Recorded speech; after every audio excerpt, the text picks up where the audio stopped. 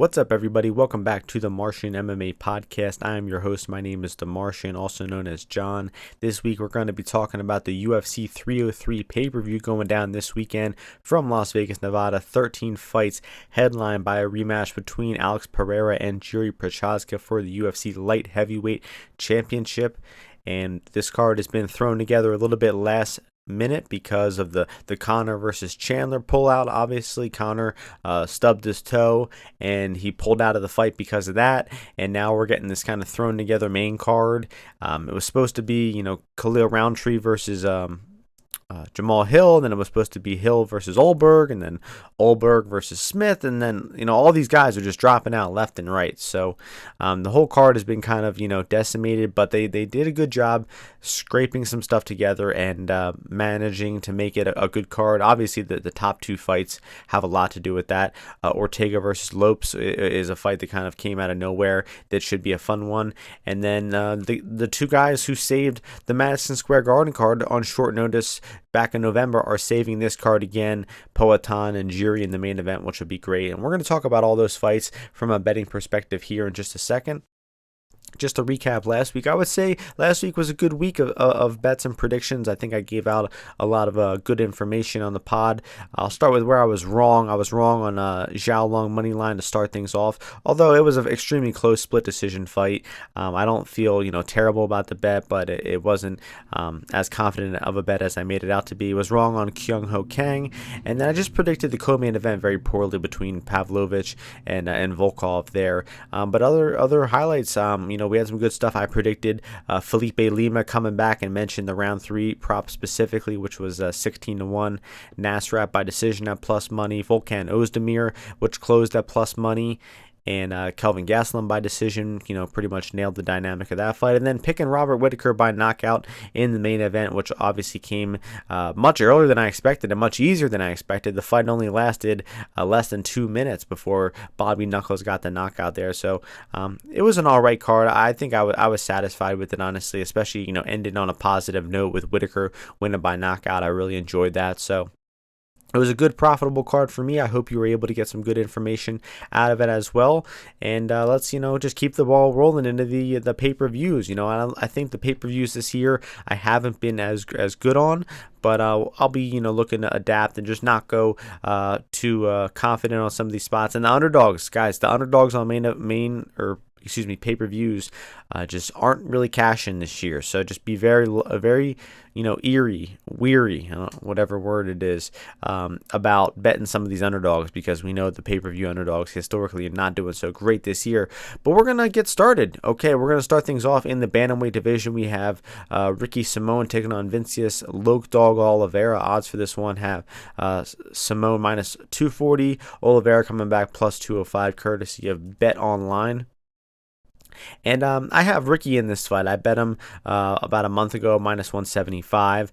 I just thought that with the amount of time that Oliveira got taken down and controlled and, got really bad positions versus Sopaj, who was making his debut, who was, just a really young Swedish guy. He's only 23 years old. I just think a grappler of Ricky Simón's caliber should be able to exploit those same holes. Oliveira just did not look like a good grappler, did not look like he was capable of stuffing takedowns, and looked like to be giving up a lot of dominant positions once he's on the mat. So I think that Ricky Simón should be able to use his wrestling to win this fight here.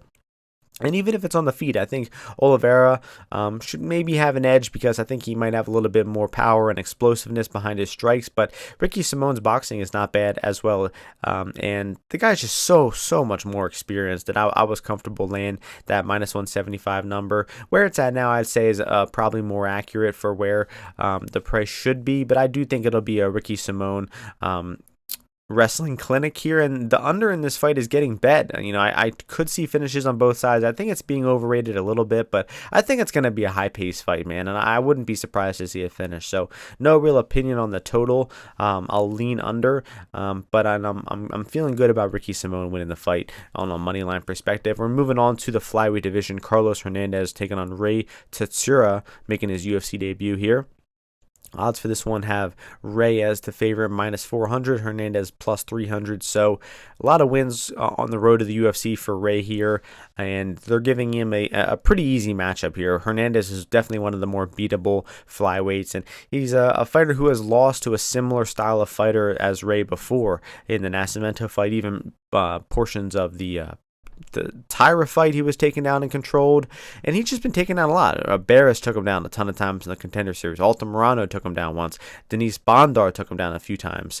Didn't do anything with those takedowns. But Hernandez is just not a good wrestler. He's not going to stop the initial takedowns, and he's probably going to be making some mistakes in terms of getting controlled here. But Ray, I'll just go ahead and say it. I don't like this guy. I mean, he's another control grappler at 125. Who the fuck wants to see that? Who wants to see a Japanese control grappler? And I think this guy has worse control than guys like Mokaev and Tyra. I think he's quick. He shoots takedowns really, really quickly, but I don't think his control is anything good. He kind of reminds me of Nakamura a little bit at bantamweight.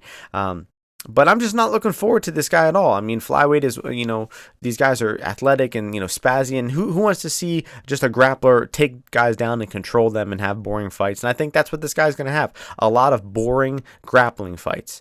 And I think he probably will pass this test here because Hernandez is easy to take down and doesn't do too well preventing giving up bad positions. So Tsuruya will probably take him down and get some back takes. But I don't think he's going to finish Hernandez. I think it's going to be a control-based decision for Tsuruya. So I'm looking at the goes the distance at plus money and the Tsuruya by decision line, which is at plus 225, I believe. Yep, 240 on some books. The GTD is around the plus 150. I mean, Tsuruya inside the distance minus 200. That is laughable. I mean, 67% to finish in this fight with what we've seen from him so far. I mean, you look at the Mark Klamico fight. Klamico is a good fighter, but if you watch that fight alone, how could you ever think this guy is going to be minus 200 to finish Hernandez? I know Hernandez is a flawed fighter, but I don't know, man. This guy doesn't seem anything special to me, and I'm not looking forward to his future at all. So I'll go with Tsuruya by decision as the official pick, and I think that's a good bet as well. Plus the plus 150 on the goes the distance, and then add some plus 240 GTD on Ray decision. We're moving on to the heavyweight division, the smallest division to the heaviest division. Andrei Arlovski taking on Martin Buday. Odds for this one have Buday as the favorite at minus 245. Arlovski coming back plus 210. So Buday coming off just a horrible showing, getting destroyed by Gaziev there. Just a really bad performance. And the only way that Buday is covering 200 here, 250, is if he's hitting takedowns. And he's a little inconsistent with that. He doesn't look to hit takedowns often. And I think if it stays on the feet, man, it's going to be extremely competitive. And we've seen Buday have close striking with Lucas Brzeski. And like I mentioned, he got destroyed by Gaziev. And Andrei Arlovski is just a master of,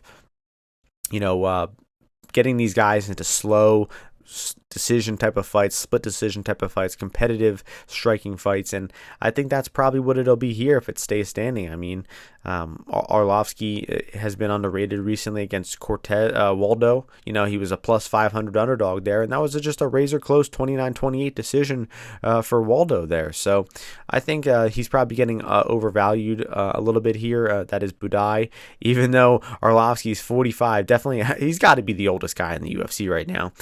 Even though he's 45 years old, I think that this isn't a terrible fight for him. As long as Buday doesn't hit takedowns. If Buday hits takedowns, Andrei Arlovski, he loses all will to fight once he's taken down. Like, he is just completely checked out once he gets taken down. So, maybe just wait for a live bet here, Look to see how Andre is looking. Look to see how Buday is looking. If Buday is content to keep it on the feet, go ahead and punch in a live bet on Arlovski. If Buday is looking to wrestle, go ahead and just avoid that live entry because Arlovski's not winning that fight if that's the case. And I believe this is Andre's first time on a pay-per-view in like 7 years or something like that. Oh no, he fought UFC 244, knocked out in 30 seconds. Walt Harris knocked him out on it was a decision in so he's had some rough go of it lately on decisions or on pay-per-views. 0-3 in his past 3 pay-per-view fights. I lied. He beat Jared Van Deren by, oh my God, what a useless piece of information that I'm just polluting your ears with. We're moving on.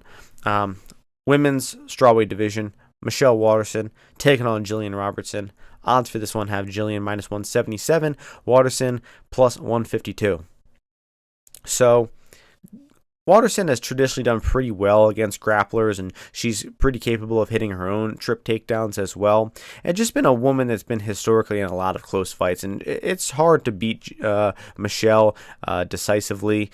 I know we did just see it in the Marina Rodriguez fight. She beat the shit out of her in that one. But the Pinheiro fight was close. The first Marina fight, not close. Angela Hill fight was real close. That was kind of a robbery in my opinion. But Michelle just always fights close, especially when it's on the feet. And I mentioned she's not easy to take down herself, and she can also hit her own takedowns. But I'm going with Jillian here, man. I think Jillian is just a much more efficient fighter of the two, much more consistent grappler. I think she's the better wrestler of the two. And I think that she just has a lot more left in the tank, right? She's obviously much younger. She's on a little bit of a roll, picked up a few wins, not in a row, but she's 3-1 in her past 4. She's winning grappling fights left and right. We saw her grapple Rose Namajunas and just choke her out so effortlessly. And I just think that Jillian is a little bit better in her career right now. I mean, Michelle is getting up there in age as well. I'm not sure how much she's still I don't know what adjective I'm trying to use to describe her. I got Jillian Robertson winning the fight by rear naked choke. That's enough said about that one. In terms of bets, I don't have anything there. Minus 177. If it keeps coming in a little bit more, I think I'll play Jillian. Anything under 2-1, I like Jillian there. And we're moving on to the bantamweight division. Peyton Talbott taking on Jourdain-Silva. The odds for this one have Talbot as the minus 1,800 favorite. Jourdain-Silva coming back plus 900. Not much to say about this one. Obviously, Talbot is going to win this one. It's just a matter of what method. And when these lines first dropped on maybe Sunday, Monday, I said, oh, Talbot by decision plus 600. That's an interesting look. And I didn't think about it for a few days. It's under plus 200 on some books now. Everyone is just slamming the Talbot by decision line. And now the sub line is going up. So the sub line's at 650 now. That's the bet I'll make on this one. Ozzy and I predicted Peyton Talbot by sub over a gear. It was at 12-1. We had that one of just a few fights back, and that was his first sub. And I'm just banking on, Talbot hurting Ghemmouri here, and then, chasing a submission on the ground after he hurts him. But, Giannis is no good at anything. Didn't look, remotely good versus William Gomis. So I'm sure he's not going to, provide much resistance at all for Talbot here. Should be a pretty easy setup fight for Talbot. The UFC is just trying to get some eyes on him. Young, up and coming prospect, and they're just putting him on a pay-per-view card to get a nice easy win here. Moving on to the featherweight division, Charles Jourdain taking on Gene Silva. Odds to this one have a near pick on minus 115 for Jourdain, minus 105 for Silva.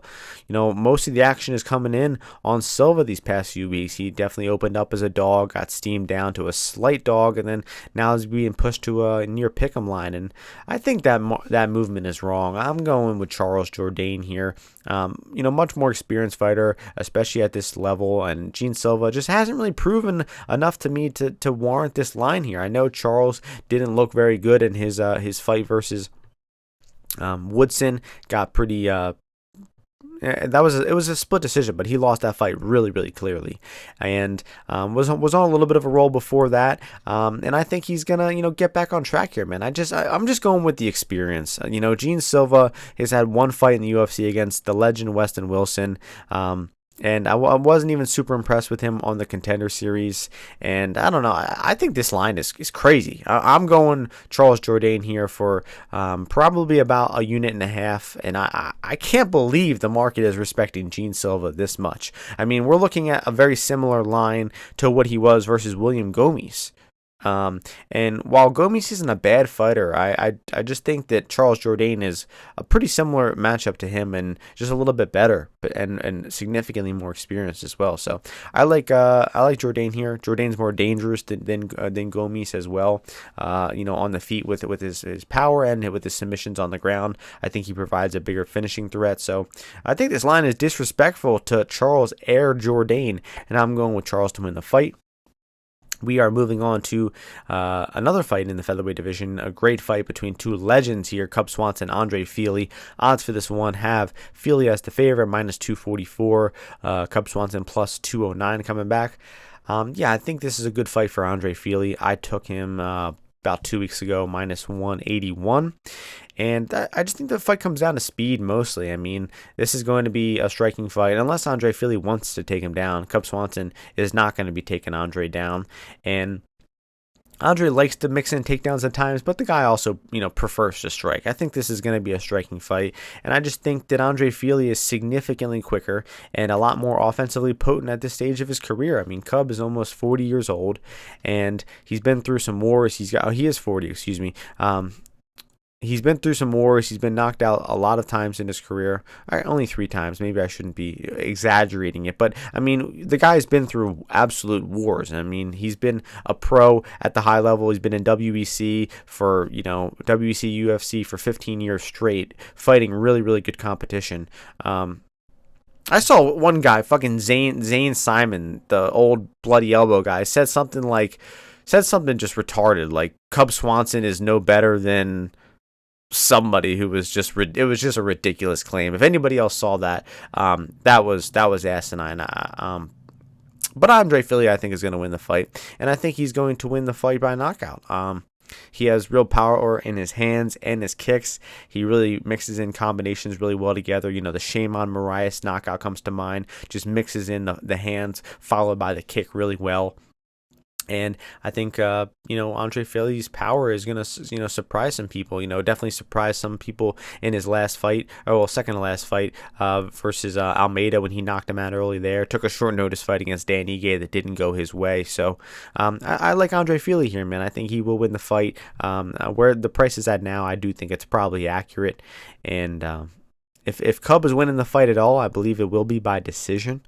And that line is at 490, 450 some places. I think the GTD at plus money is a little off here because I mentioned that Andre-Fili I think will knock him out, but I don't give it as likely of the odds that are indicating right now. The fight to end inside the distance at 60%. I think that's a shed too high.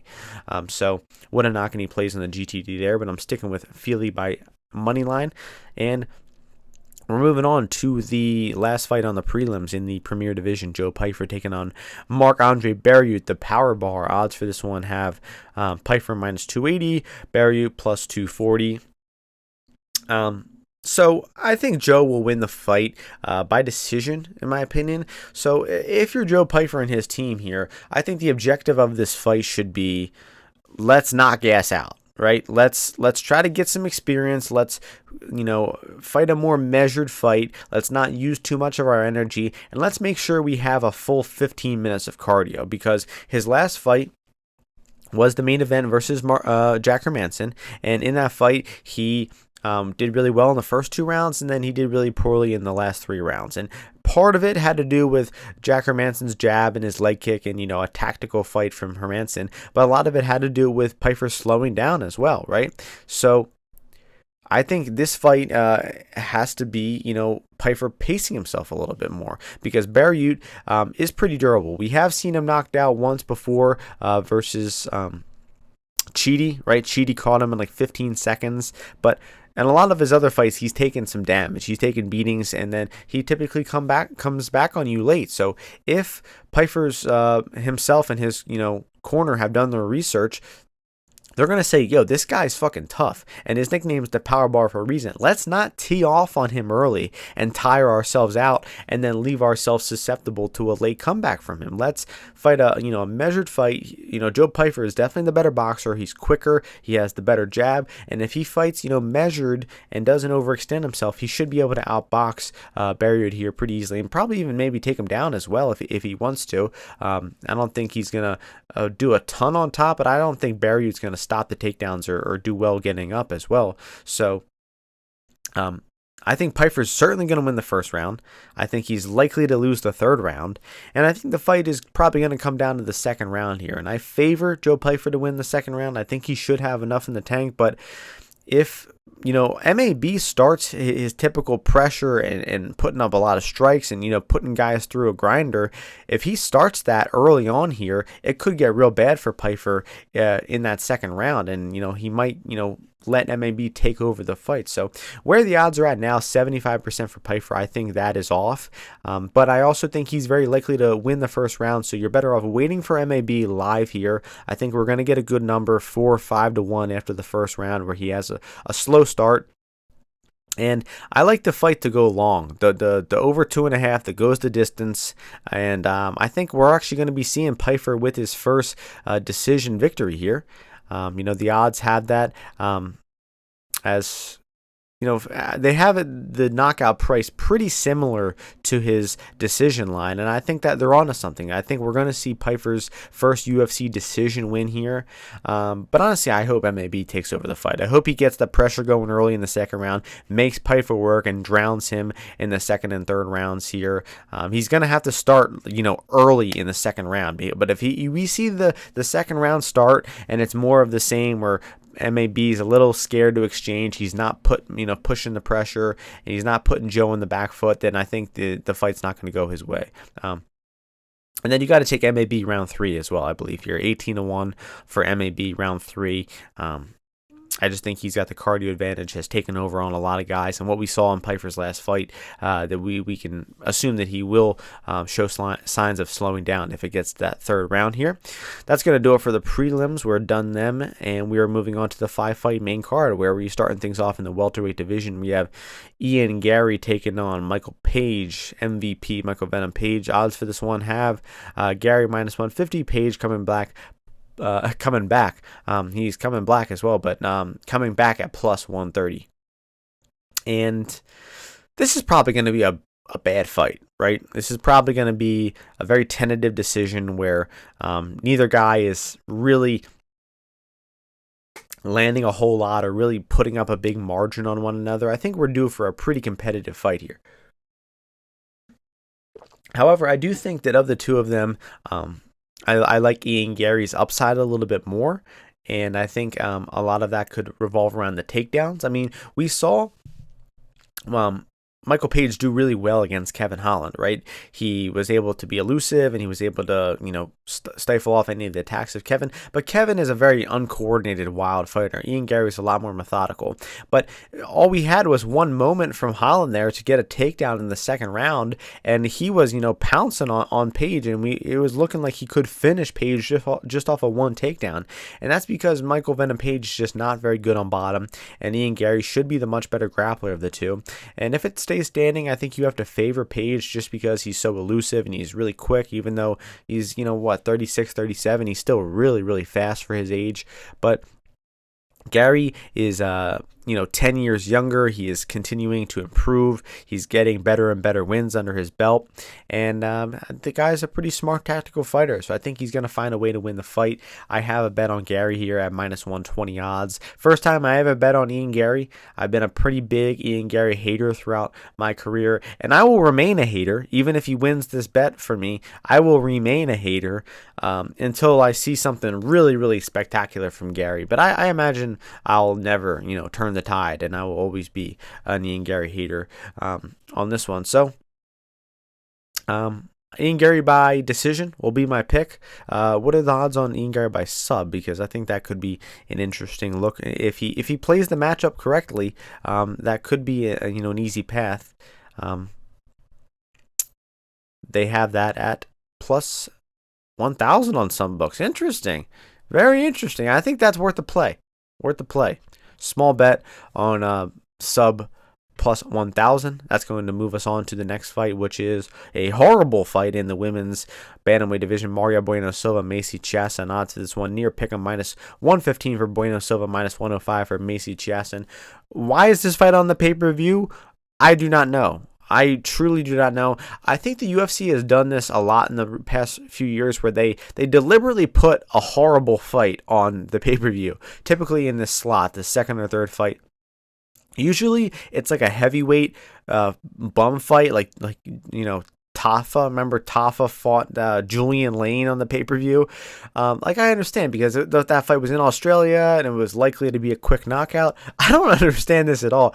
Mario Bueno Silva and Chiasson right in the middle of this pay-per-view is going to kill this pay-per-view, especially when you're following off with Anthony Smith. And as I predicted, Garry-Page has potential to be kind of a stalemate decision as well. So there's a really good chance the first hour and a half of this pay-per-view is just absolutely horrible. So I can't believe they're booking it this way. The ordering of this all makes no sense. I mean, if I'm them, I'm putting Talbot on the main card, or I'm putting Swanson versus Fili on the main card. Those guys are really well known. Even Joe Pyfer on the main card makes more sense than these fights. Holy shit. Anyway. I mean, the steam on Chiasson in this fight has been wild. I mean, she was plus like 160, I think, at the start of the week, maybe right when the last fight card was ending, and people just absolutely smashed Chiasson. It must be some tout action. One of the two touts, the two market movers, the two big dogs in the MMA community might have touted one of these women. Imagine buying somebody else's MMA bets. Anyway, where the price is at now, I don't know. I go with Chiasson in this fight. I took some of her line when it was crashing down, and I believe she will win the fight because Mario Bueno Silva to me just seems very reliant on finishes, and I think the longer this fight goes, if it goes to a decision, it should favor Chiasson.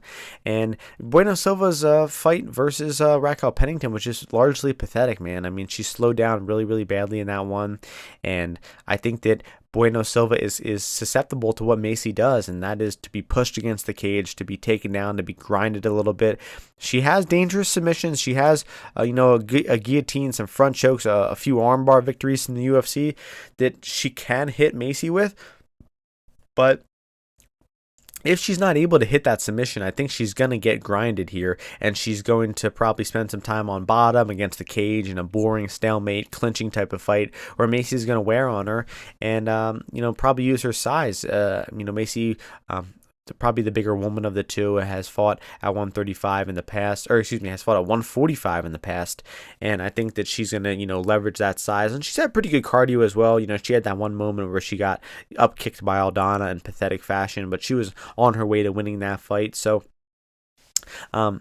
where the line's at now, I would say pass on Macy, because just wait to see Silva's submission attempt in round one. She's gonna have a submission of some sort in round one, whether it be a guillotine or an armbar, and if she can defend that, then Bueno Silva, a lot of air is going to be taken out of her lungs. She's probably going to be looking wilty like she did in the later rounds of that Raquel fight, and I just think Macy winning this fight is correlated to her taking over late. So therefore, you should have a better chance to live bet on Macy here rather than vice versa. So where it's at now, I would say pass and look to live bet Macy. The official prediction will be Macy by decision. Odds for this one. Next fight. Light heavyweight division. Anthony Smith, Jourdain-Silva. Odds for this one. Smith plus 115. Jourdain-Silva coming back at favored minus 135. Thrown together fight here. Shit fight here. Roman going up to 205.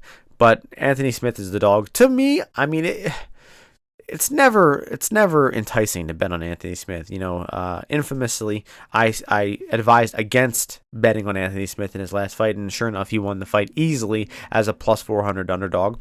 But I think Anthony Smith has a lot more going for him in this fight. So it's at 205. He's had a little bit more time to prepare because he was supposed to fight Olberg, and he's had maybe a week or two more to prepare. He's coming off the momentum. He's the one who just came off of flew into Brazil, fought an undefeated prospect in Petrino, 4-1 underdog, tapped him out. And I think Smith's got the intangibles going for him. He's had more time to prepare. He's more natural 205. He has better momentum. Jourdain-Silva is coming off a 5-round ass kicking versus Nasruddin Imavov. Almost got knocked out in the first round there. All of his success in that fight was just very weak control, where he was hanging on to dear life, not achieving much. And Dolidze has always been kind of a weird fighter in that sense, where a lot of his wins are just very opportunistic submissions or positions, and I don't think the guy is a very good fighter at all. I think he's really slow on the feet, and his game is a lot of just takedowns and goes for kind of niche submissions or knee bars, leg locks, and I just don't think Anthony Smith is going to be too fazed by all that. Anthony Smith, his grappling is his best attribute, so I don't think he's going to have an easy time out grappling Anthony Smith here. I don't think he's going to be able to submit Smith too easily, and I just think that considering it's short notice, it's up a weight class, it's really just thrown together here. There's a good chance Roman is just not prepared for this fight at all, coming in heavy, fat, not used to this weight, and he's going to slow down later. So I think Anthony Smith, the plus money, is the money line side, and I like the over in this fight, over 2.5 at -105. I just think that we're going to have a lot of grappling in this fight, and it's going to be a pretty, evenly matched back and forth grappling fight where Anthony Smith is going to take over, be in top position a little bit more in the second and third rounds. And when these two are on the feet, I just think they're harmless. I just think that neither of these guys are going to be hurting each other on the feet, and the only threat of a finish here should be in the submissions for both guys. And I just think they're overrating the likelihood of them submitting one another. So I like the goes to distance, and I think Anthony Smith will win the fight by decision, which is priced at plus 350, 370. That's not bad. Not bad. Moving on to the co-main event here in the featherweight division, another fight that was just thrown together here on short notice, where we have Diego Lopes taking on Brian Ortega. Odds for this one have Lopes -140, Ortega coming back plus 120. So very chaotic fight here, man. I think being confident in either side here is a little foolish because both these guys are just very high variance fighters. They're both not really technically sound, but they're both wild men. They're both durable. They're both, really opportunistic with their submissions. And they both have had fights where they mostly Ortega, got his ass kicked early on, lost early on, and then came back to finish you late. And he's just a really tough, durable guy. And he produces a lot of wild fights, and so does Diego Lopes, man. This guy has a lot of early finishes going on lately, but I think his past few fights being all quick finishes are making people forget. I mean, I don't think this guy, once extended, is a very functional or, logical fighter. I think a lot of his game revolves around trying to finish you early, and if he doesn't, he slows down, he gets stuck on bottom, he throws up a lot of submissions instead of working his way back up to his feet. And Brian Ortega should be very well equipped to deal with those submissions, unlike some other guys. Brian Ortega, a lifelong grappler and submission artist himself, and I think he's going to be very aware of some of those submissions Lopes is throwing up here, and he should be able to avoid and escape and defend them. And when it's on the feet, I think Lopes does have more firepower of the two. He's just, an athletic specimen. This guy's on some crazy steroids, and he just comes out of the gate hot. So I think Lopes is more likely to have a big moment early here and start fast, and I think you're probably better off waiting to live bet on Ortega here. However, in the pre-fight line, I'm not interested in laying juice on Lopes, and I think if there's any bet to be made on the fight before the fight starts, it's the fight to go the distance, which is at plus 150.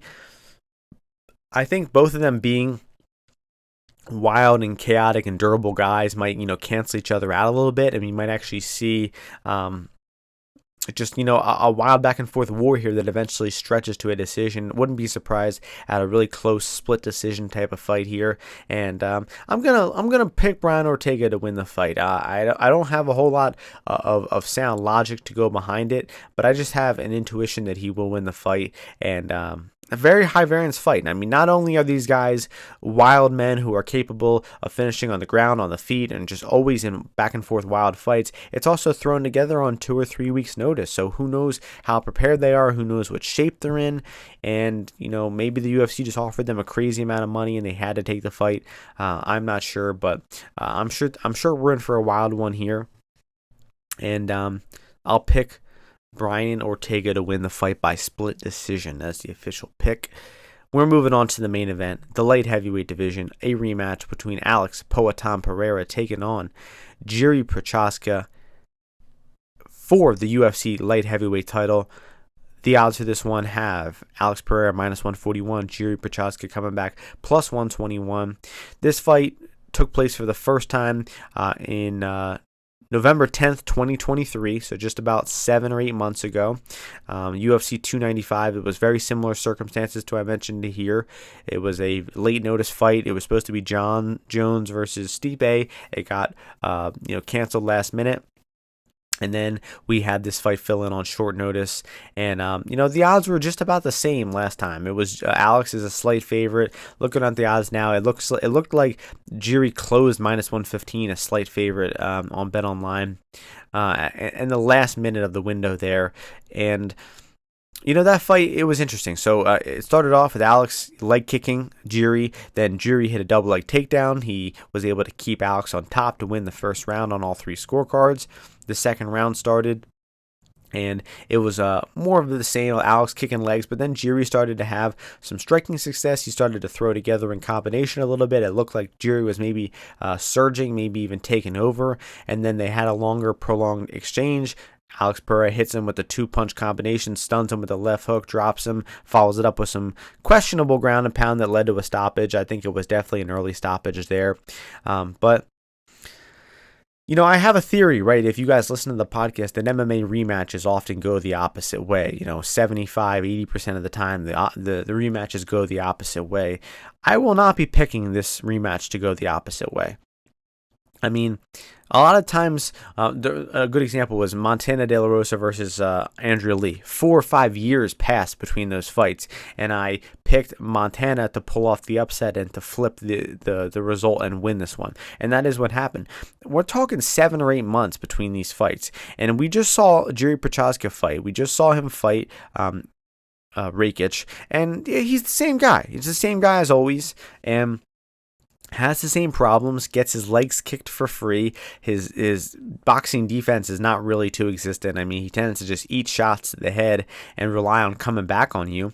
And I just think that Jiri is just about the same fighter. Not to say that Alex isn't, but Alex is, still very new at MMA, and just each and every fight of his, I think, improves him and improves his confidence. And the fact that he fought Jamal Hill and knocked him out so easily in that fight, such a high-profile fight, UFC 300 main event, and that wasn't short notice, but it was thrown together a little quickly, right? He only maybe had a month and a half, 2 months to prepare for that one, and for him to just one punch knock out Jamal Hill like that, I mean, it was just so fantastic. And Alex Pereira is such a special fighter, and I love this guy dearly. Definitely my favorite fighter in the UFC right now, and I might be biased, but I'm picking him to win the fight again. I think the odds under -150, I think, is worth the bet on Pereira, and under 60%. And I just go with the more of the same of what happened in the first fight. I mean, if it's going to be a striking fight, I have to side with Alex Pereira. If Jiri wants to wrestle, go ahead. I don't think he's going to do a whole lot with it. We saw him get that first takedown, and Alex, was in guard for a little bit, stayed safe, and then popped back up to his feet at the end of the first round. It's not like Jiri was looking to pass guard. It's not like Jiri was looking to land a lot of strikes. And Jiri's cardio is very inconsistent, man. He doesn't have a consistent 5 rounds of cardio. He has like bursts of cardio. He has one good round where he has, and then the next round he's tired, and then he comes back for a good round. I mean, the Teixeira fight was a good example of that. He lost the first 2 rounds. He came back for a massive 3rd round. He lost the 4th round. He was losing the 5th round, and then he had a late comeback and finished the fight there. His cardio comes in waves. So if he chooses to wrestle here, I think he'll probably hit the takedown. He won't do a whole lot, and then when they get back up to the feet, I think he might be on the downswing of his cardio, and that's when Alex can catch him on the feet. And no man versus Alex Pereira in a striking fight I would favor. Even in MMA right now, I wouldn't favor anybody over Alex Pereira at his weight class, or 205, 185. Heavyweight's a different story. We'll get there when we cross that bridge. But as of right now, I'm not picking anybody to beat Alex Pereira. This guy's aura is fucking unmatched. You hear Jiri-Prochazka talking about how he's fighting with a shaman or some magic or some shit like that. Imagine that. This guy, he knocked him out so bad and put the fear in him so badly that Jiri now thinks that Alex has ghosts helping him win the fight. So I'm going with Alex, man. Alex to win the fight. And in terms of a method, I'll go a little later of a knockout. I'll go a third round knockout this time. I don't picture the fight being identical, as rematches very rarely are. I think the way it might be different is this fight might be a little longer than the first one. That'll be my prediction. But Alex Pereira to win the fight is my pick, and I will be betting him for sure under -150. Just waiting to see where the price goes. And that'll do it for this card. We are done UFC 303. We're off next week. Then coming back in 2 weeks for a fight card in Denver. And to run through the bets I have for the card, I have early Ricky Simón money line at -175. I'm going to enter in on some Tsuruya fight to go the distance and Tsuruya by decision. I'm looking to bet Jillian Robertson money line, but haven't done so far. Peyton Talbott by sub +650. Charles Jourdain money line -115. I like that. I'm in on Andre Fili's early money line -181. I like the Pyfer fight to go the distance and the over in that fight. Ian Garry money line at -120. I have Silva-Chiasson, I believe, like +140 average. And I like the over 2.5 in the Smith-Dolidze fight that goes the distance in the Ortega-Lopes fight, and the money line main event, Alex Pereira-Prochazka to retain his championship in a spectacular knockout fashion. That'll do it. So hope you all enjoy the podcast. Hope you all win some bets, enjoy the fights. Thank you all for listening, and I will see you all in 2 weeks before the next UFC event. Peace out, everyone.